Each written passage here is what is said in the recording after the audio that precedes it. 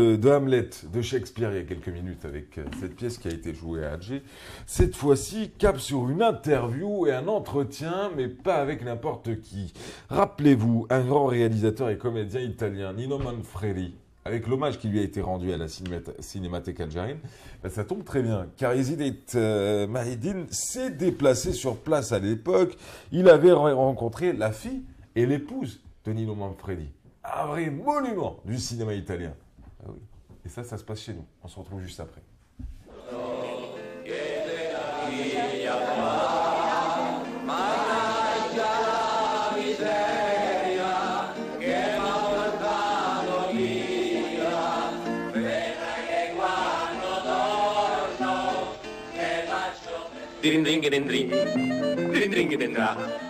Nino era un grande talento ed è un grande talento. Il était pétri de talent. Il demeure très connu à travers le monde. Nino connaissait bien son travail. Il le maîtrisait à 360 degrés. Vous savez aussi qu'il a étudié tous les métiers du cinéma. C'est un génie. Un exemple pour la jeunesse d'aujourd'hui. Après sa réussite dans l'interprétation du rôle du père gentil de Pinocchio Geppetto, le réalisateur Scola a proposé au producteur Carlo Ponti de permettre à Nino d'interpréter le rôle principal du personnage du film, affreux, sale et méchant. Un rôle tout à fait opposé au gentilhomme Geppetto dans Pinocchio. Au début, le producteur avait des appréhensions. Il pensait que c'était impossible. Mais après le tournage, le film était couronné de succès. Nino a interprété avec brio tous les rôles dans toutes les situations. Il a incarné toutes les facettes de l'âme humaine. Et comme disait un grand dramaturge italien, Pirandello, un homme équivaut à une personne et 5000 en même temps. Tanti personaggi, perché partendo da Pirandello noi siamo uno, nessuno, 100.000 e questo l'attore lo può fare se è un grande attore. Pane e cioccolata è un film. Pain et chocolat, c'est un film éternel, un long métrage qui aborde les questions de l'immigration et les difficultés d'un peuple en exil. Anche alle volte nel proprio stato. Dunque, un attore, sì, esatto, è uguale. Nino Manfredi était le même. Il n'y a pas une grande différence entre l'acteur, le père ou le mari. Et comme disait toujours Pirandello, l'artiste intelligent doit faire ressortir toute la variété et cette multitude de facettes. Le bon acteur a l'avantage de jouer plusieurs rôles, assassin, père de famille, égoïste, superficiel. Ce que je disais tout à l'heure, il pouvait interpréter tous les états d'âme, de l'être humain. C'était un acteur complet. Il faisait rire, pleurer, penser.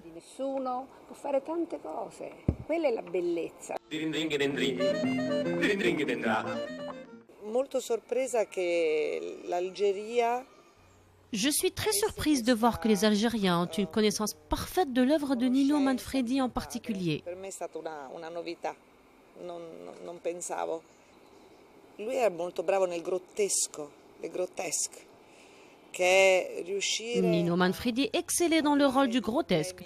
Son mérite, c'est d'avoir réussi à traiter des problèmes sérieux sur un fond d'humour. Parce que les salles obscures représentent un espace convivial, les cinéphiles sont en quête d'instant, d'humour et d'amusement. Ils sont assez éprouvés par les problèmes de tous les jours. Nino arrive à véhiculer ses messages en empruntant les techniques de dérision et d'autodérision. Il a toujours traité des problèmes profonds avec un grand humanisme, une grande douceur.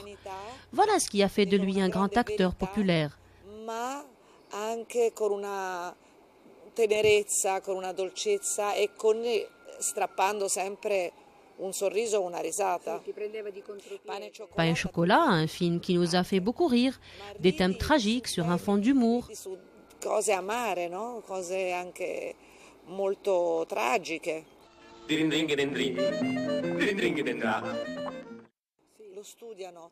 Aujourd'hui, on enseigne le style de Nino Manfredi dans les écoles de cinéma, à l'exemple du jeune acteur Eduardo qui a vraiment étudié la technique de jeu de Nino. Il s'est intéressé à la gestuelle, à ses mimes, à son regard, car mon père était imprévisible. Sì, è molto imprevedibile, no, mio padre? E, sì, assolutamente, assolutamente. Questa è una cosa molto buona per gli attori. Manfredi è ancora un esempio importante e per i giovani, giovanissimi. L'italien d'aujourd'hui ne célèbre plus la mémoire, il ne la cultive pas, il ne rend pas hommage à ses grands personnages, à ses véritables mythes, à ses excellences. I grandi artisti, i grandi miti, i grandi personaggi, no? E quindi si fa un po' fatica a tramandarli e solo grazie a queste iniziative che si riesce. Heureusement que des initiatives comme la rétrospective de la Cinémathèque d'Algérie a permis de faire diffuser l'œuvre de l'acteur Nino Manfredi auprès des nouvelles générations. En Italie, on projette plus de films américains alors qu'il fallait juste équilibrer la programmation des films. Aujourd'hui, les jeunes n'ont qu'une idée des films de Mastroianni, Tognazzi et Fellini. Ils doivent regarder des films de qualité. C'est le cas aussi pour la littérature. Les jeunes lisent de moins en moins de grands auteurs comme Moravia. Les problèmes changent, mais les valeurs sont les mêmes. C'était la fille de Nino Manfredi qui parlait là, qui était accompagnée de sa maman. Bonjour messieurs, vous connaissez bien l'Italie? Oui. Vous vivez à Bologne? Oui. Bologne tous les deux? Oui, on vit à Bologne, oui. Tous les deux. Eh bien, ça tombe. Alors, un Algérien à Bologne, c'est Nordine Amirouche. Bienvenue à vous. Bonjour. Ça fait combien d'années que vous êtes installé à Bologne? Presque 40 ans. Vous n'en avez pas marre des pizzas et des pâtes? Ah. Non. Ah, absolument. Bon, ça va aller? Ah, c'est très bien. C'est très bien. Et encore, il pense, j'ai hâte de repartir, j'ai hâte de repartir. En tout cas, ils viennent de faire une tournée fabuleuse. Tissimsi, Tizi Ouzou, Mnera, Tiaret et bien d'autres villes dont on parlera dans quelques instants. Ce sera l'occasion de parler un peu de vos actions sur le terrain et de l'association que vous représentez ici. Vous êtes accompagné aujourd'hui de Fernando Torrente. Vous êtes psychologue, bienvenue. Oui, merci. Vous aussi, avec votre nom espagnol, de Torero de Madrid, vous êtes plutôt on dit comment, un bolognard, un bolognien? Un bolognaise. Un bolognaise. Un bolognais. Oui. Non, c'est pas moi qui l'ai dit. Pas d'origine, mais... Pas d'origine. Pas d'origine. Messieurs, en tout cas, c'est un plaisir. Vous avez vu ce reportage sur Nino Manfredi, vous avez eu une réaction, Fernando, vous disiez, cette dame, elle est un peu pessimiste quand même par rapport au cinéma italien. Vous en pensez quoi du cinéma italien actuellement? Alors, je ne suis pas un expert du cinéma. Non, mais vous, en tant que Je citoyen. trouve qu'il y a aussi de bons films. On fait encore de bons films. C'est pas l'âge d'or de Fellini, etc., de lequel parlait la dame, mais quand même, on a encore une bonne production. Vous aimez le cinéma italien, M. Amirouche? Oui, absolument, absolument. J'adore. Vous adorez tout. Qu'est-ce qui vous a amené en Italie, tiens?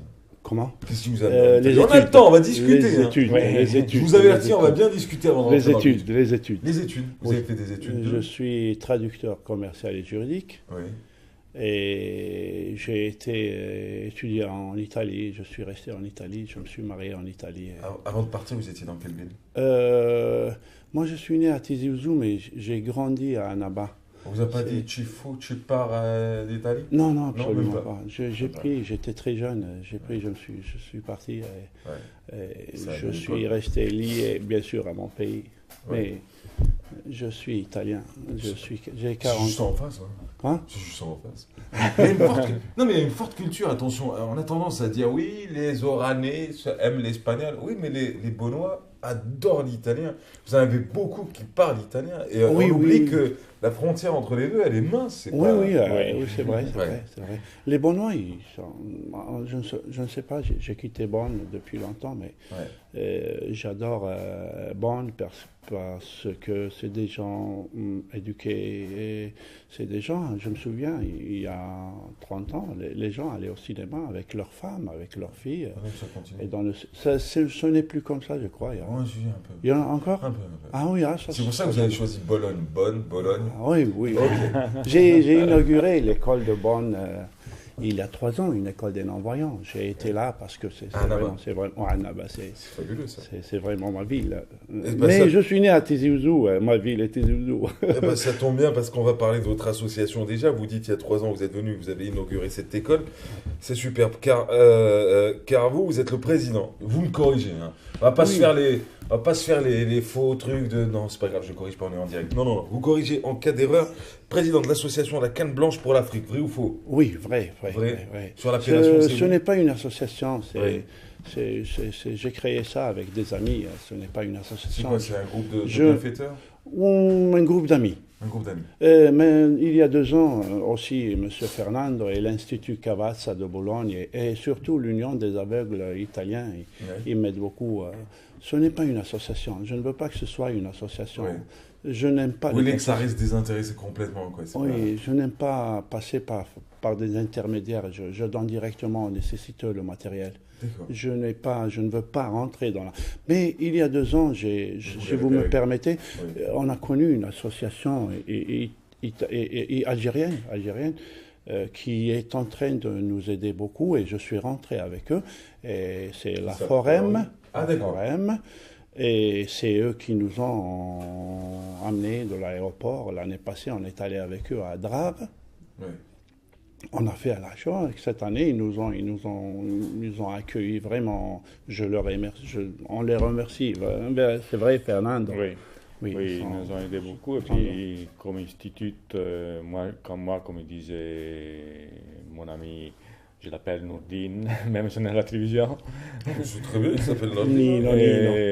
Ah, il s'appelle Nino. On a rigolé pour ça. C'est Nino. Nino, tous les gars. Et nous, de l'Istituto Cavazza, que c'est l'Institut des aveugles de Bologne, où moi je collabore comme psychologue, puis aussi comme coordinateur du centre expérimental des logiciels didactiques, l'accessibilité, parce que, comme vous savez, l'informatique c'est très important pour... aussi, il nous a ouvert beaucoup les possibilités de lire, de pouvoir accéder aux informations, etc.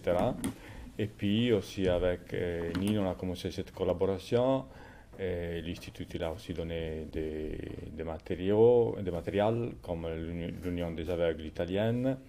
Et puis avec l'Institut, on a commencé aussi, on a fait une convention avec la Forem pour faire partir une série de projets entre nous et la Forem. Parlons un peu de ce projet-là. Alors vous revenez, vous dites une première fois avec la Forem, vous partez à Drave. Une seconde fois, cette fois-ci, là vous faites une série de villes avec la Forem toujours ou en tant que... Oui, avec la Forem. Depuis 2 ans, j'ai connu la Forem. Ouais. Comme je vous ai dit, je ne passe pas par des associations, je fais tout individuellement. Ouais. Aussi, c'est-à-dire que la Forem trouve pour vous les personnes nécessiteuses? Non, je les trouve, je alors, décide. Faites quoi avec la Forem? La Forem, il m'aide beaucoup. En ce moment, en ce moment, ils sont en train vraiment de m'aider. Et ils viennent nous prendre à l'aéroport et on choisit ensemble la ville et on va logistique, ensemble. Moi, ils vous accompagnent, ils vous tiennent par la main, mais sans plus. Ils nous aident aussi. Aussi.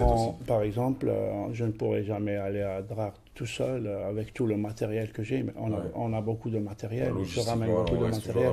Oui, ils sont venus avec nous. Je ne connais pas très bien vraiment la Forem parce que je suis dans la Forem depuis peu de temps et je ne veux pas dire des choses juste pour les dire ou bien... Ah mais c'est bien parce que vous dites l'essentiel en tout cas ce matin, Nourdine Amirou. Nino Amirou. Mais ils font beaucoup de choses pour ce qu'on sait. C'est pas que nous on connaît tout ce qu'ils font la Forem, mais ils font beaucoup de choses aussi dans les champs sociaux. Ils sont en train de créer, la Forem, ça c'est très important, ils sont en train de créer un hôpital mobile par l'intermédiaire de l'Institut Cavazza de Bologne qui va tourner dans tout le sud. Et c'est un hôpital mobile pour arrêter pour essayer de contrôler la vue des enfants. Parce qu'ici en Algérie, il y a beaucoup de négligence chez nous, et normal. Quand quelqu'un est normal, qu'est-ce que ça veut dire normal? Normal, ça n'existe pas. Disons que c'est la première étape de la convention, le premier projet de la convention qu'on a pensé entre l'Istituto Cavazza et la Forem pour faire un screening de la population, surtout des enfants, et un screening de la capacité visuelle. Sur quelle région? Si on peut dire comme ça. Sur quelle région? Tout le pays? Ça, c'est la Forem qui on va cibler les lieux et puis vous je irez pense pour, surtout au sud, faire un état des lieux. Ça faut je sais pas. Non, surtout au sud, non? Sûrement au sud. Alors vous faites plusieurs villes, là ces derniers temps. Là, sur cette dernière tournée, vous avez fait Tizi Ouzou. On comprend pourquoi. Ah, c'est un peu normal. Si vous ne revenez pas chez vous, ce serait dramatique. J'ai quitté Tizi Ouzou depuis 40 ans. Non, à part 40 ans. Quand je suis revenu en Algérie, mon premier dent, c'était à Tizi Ouzou. Et puis, j'ai quitté Tizi Ouzou pour des choses un peu bizarres. Alors, j'ai dit, plus d'associations, plus de... Ça, c'est le matériel qu'on ramène. Plus d'associations, et vous vous êtes dit... Mais je reviendrai en tant que Nordine pour aider la population. Oui, ça c'est des tablettes qu'on ramène. On va les Kubarit, vous voyez, c'est une calculatrice pour les non-voyants. Et on essaie moi j'essaie de contribuer à la donation des...